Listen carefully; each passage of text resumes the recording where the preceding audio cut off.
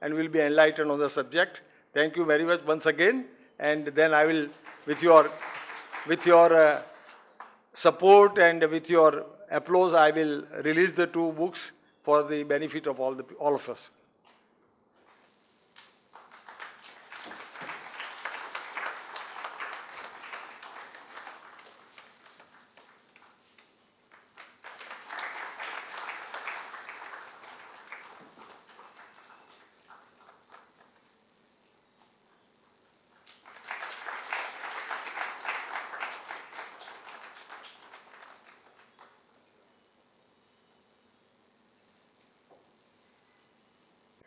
Thank you very much, Chinubhai. It's a pleasure to reconnect with you and also to listen to you and your good words about me to begin this evening session. Friends, my word of welcome to all of you for this evening, the book release, as well as sharing some thoughts on both these themes, India leadership way through both 360-degree feedback and the HRD audit. Before I begin, I think this also is a special day as far as I'm concerned. Chinubhai, in his introduction about me, introduced that I was the founder of National HRD Network and also the founder director, honorary director of the Academy of HRD. And I have a pleasure in introducing Rajeshwari Narendran, who just joined today as the fifth director of the Academy of HRD. She has been working as a professor at University of Mohanlal Sukhadia University of Udaipur, and she was nice enough to agree to spend some time in Ahmedabad and give direction to the academy. Mr. Narendran, who earlier was heading the training function with Hindustan Zinc, and of course I'm very happy to have my good friend from the police. Thank you very much, sir, for coming here. Most of the people know you very, very well. And welcome to all the others. And I notice, I think this is quite a interesting HR fraternity.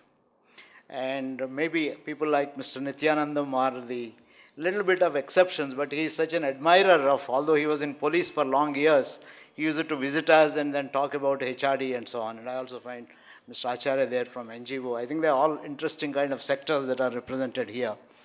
Chinubhai, I don't know, you may not have realized, unconsciously you pressed some buttons here. I was wishing you had done that so that I could do away with the PowerPoint presentation and then go on to speak from my heart. I would like to do that in any case.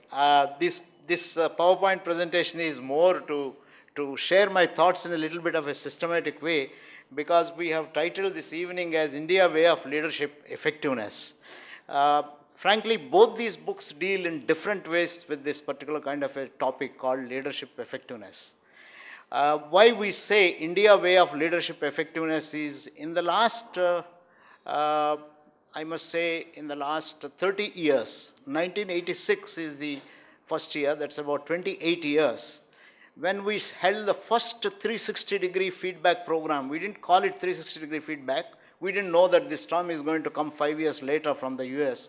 We called it Leadership Styles and Organizational Effectiveness. It was a 3-day workshop, and it was attended by CEOs of many companies, including, I think at that point of time, one Mr. K.L. Chugh, who used to head Bhadrachalam Paper Boards and later became ITC chairman.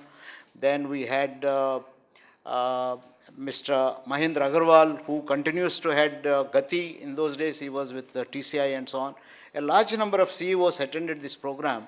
And how this program came into existence was, we used to use, since 1960s, late 60s, my colleague Uday Parikh, myself, and quite a few of the HR people used to use a large number of instruments, that psychometric tests, in the classroom and help people to recognize, create self-awareness so that you can become more aware of yourself and become a better manager. Later, manager got substituted with the term leader, because I think now we use them quite a bit interchangeably, with, of course, right meaning attached to leadership. We used instruments like FIRO-B, which was a very famous tool, General Opinion Survey to measure interpersonal trust, Locus of Control another measure whether you feel self-confident and so on. Tolerance for ambiguity. All these we use it to give to people and then get them to interpret the scores and draw implications and then tell them that, look, if you are low in interpersonal trust, it's going to be bad for you to be a leader. You improve it. If you are high on interpersonal trust, maybe you are likely to be a little gullible, watch out. And things of that kind, we use it to do that. In many programs, we ran in both Ahmedabad as well as in Jamshedpur, XLRI, when we did that. Executives come back to us and ask us, Professor, you gave me an instrument and I answered this, and at the end of it, you put a label and called me internal or external or high on need for affection, need for control and things of that kind. I would, however, you have given me back my own inputs. I want to know what those people around me think of me. So that, is there any way you can do it? I think this was a 5-year feedback into my ears, everyone saying, I want to do this.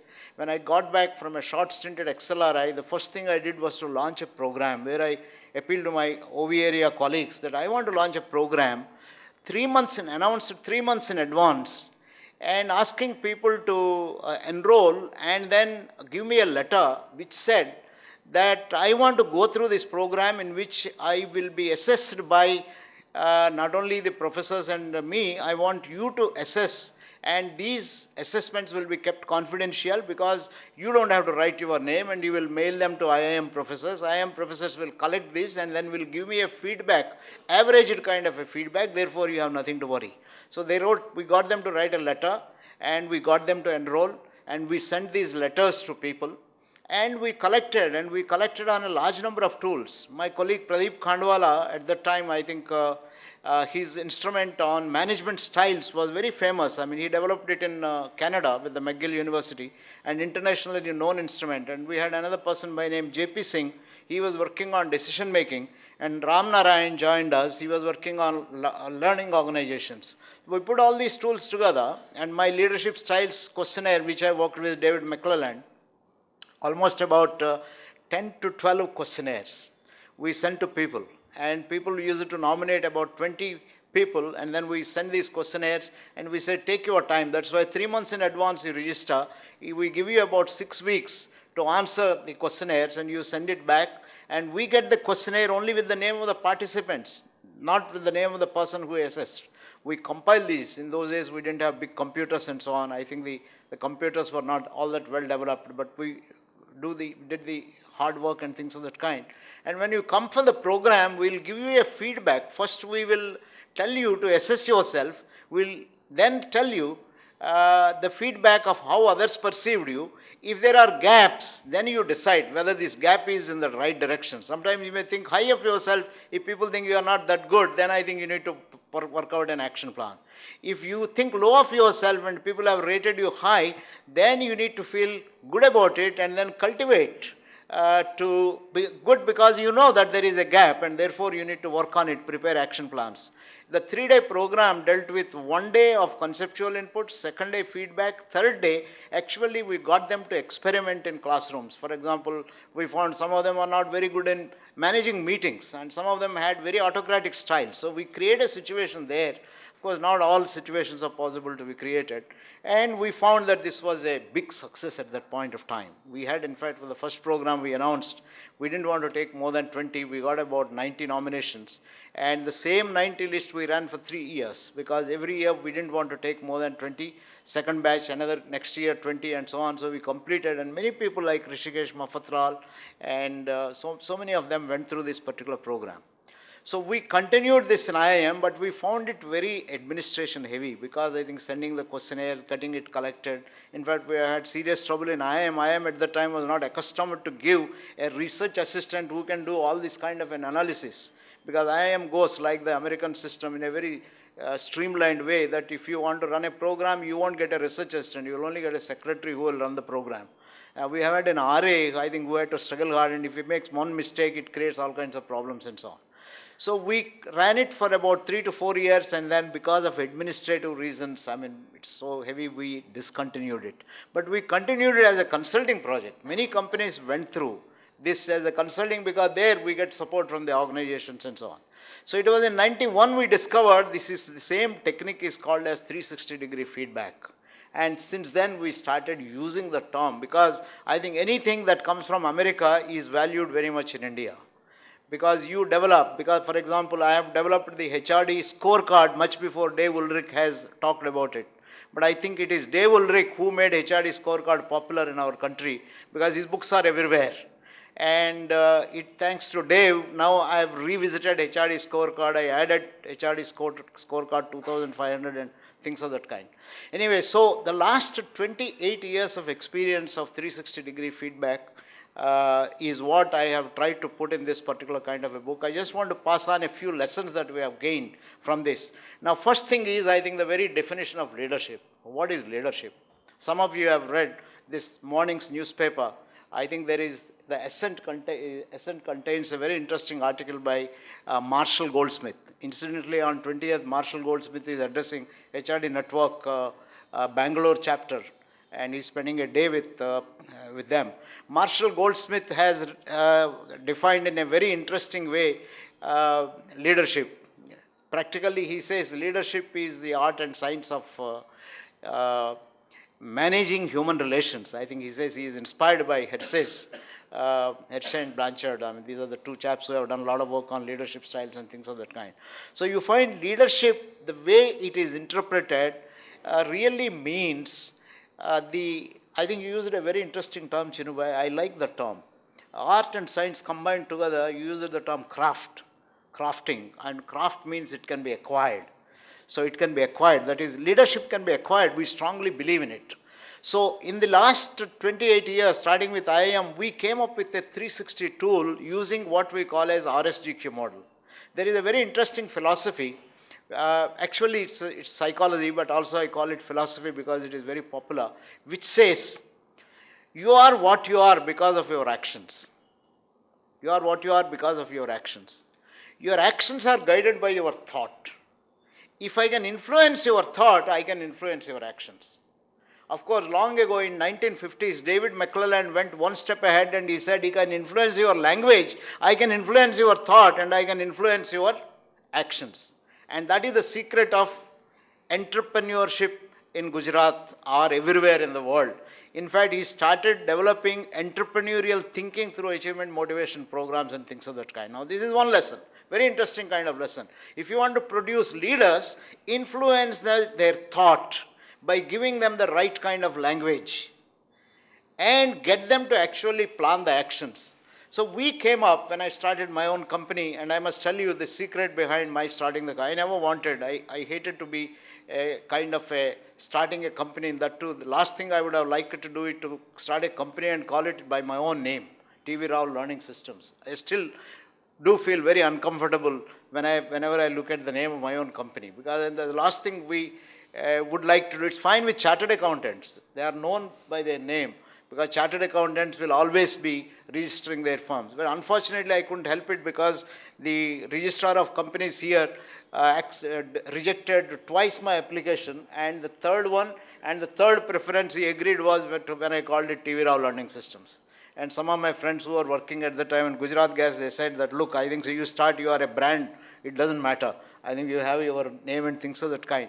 And the reason why I thought of it was because 2 years after I left IIM, I was actually heading the Academy of HRD as an honorary director because it's a registered society, and we all started it thanks to AMA. AMA helped us to register this particular kind of a body. AMA also was instrumental in registering the National HRD Network. I still remember the day when Nair took me on his scooter as a pillion rider, taking me to the registrar of societies and waiting there for almost 2 hours to register the National HRD Network. It was Mr. Nair who got 20 copies of the constitution of the National HRD Network. The same thing he had done for the Academy of HRD. So AMA sir, Chinubhai, I think has done a lot of creditable things in terms of starting other institutions and so on. So 2 years after that, it was always in my mind that I worked with McClelland. I taught a course on entrepreneurship. Whenever I taught a course in the class, people used to ask me, Professor, you're teaching us entrepreneurship. I was doing some practicing. How about showing us? Can you really be, all those who can't manage become management professors, and all those who can't be entrepreneurs teach entrepreneurship. I mean, that's the kind of thing they used to say. So I said, okay, I want to show that I can also be an entrepreneur. That's when I registered this company. And I think I made a decent success, reasonably good success out of it, until I discovered that most of my time, I think 10 years after I have started the company, is going to answer the stupid questions of the service tax department, who will never trust anybody who gives any correct kind of responses. I thought that, look, this is not the way I want to spend my life. I think even now, if I must tell you the kind of experience I'm having with the Ahmedabad Municipal Corporation in terms of convincing them, a vacant plot, a vacant flat that is there, neighborhood of, for the last 7-8 years, is really vacant. Even when you are asked to submit the electricity bills, and I submit zero consumption electricity bill, he comes there, sees the place vacant, nothing is there, but at the end of it he says, okay, this is how I have seen it, how do I know? Last 6 years it has been like this. A thing that is leaking, then what is the point of asking electricity bills? Now this is the way our government functionaries function, and what happens is it prevents entrepreneurship. So 10 years after I started my enterprise, I thought I'm going to be increasingly spending, because with success comes, then you have to have managers who can manage all of it. Now when you recruit accountants, managers and so on, you have to manage them. And they in turn become mediators between the tax department, you, municipal corporation. Then you cease to be a HR specialist, you become an administrator. That is when I decided, sorry, I'm not going to do this. I passed it on to the next generation. I said, if you can handle it, you handle it and so on. I rejoined IIM. I went on doing all this. But anyway, the story therefore is, starting off the TV Rao learning systems was filled with entrepreneurial drive, a little bit of a leadership, and to do what I want to do in my own way. And one of the great contributions we have made in the last 18 years of starting this company was, we have covered over 12,000 managers in our country, senior level managers and top level managers, using 360-degree feedback, creating self-awareness and stimulating them to undertake a little more of leadership activities. And as a consequence of this, we came up with a book called 100 Managers in Action. I think this was about 2 years ago it was released. We picked up from these 8,000, at that time 8,000 managers, 100 top scoring people who influenced their juniors. I'm sure most of you know 360-degree feedback is a feedback by your juniors, by your colleagues, and by your seniors, and sometimes by the customers.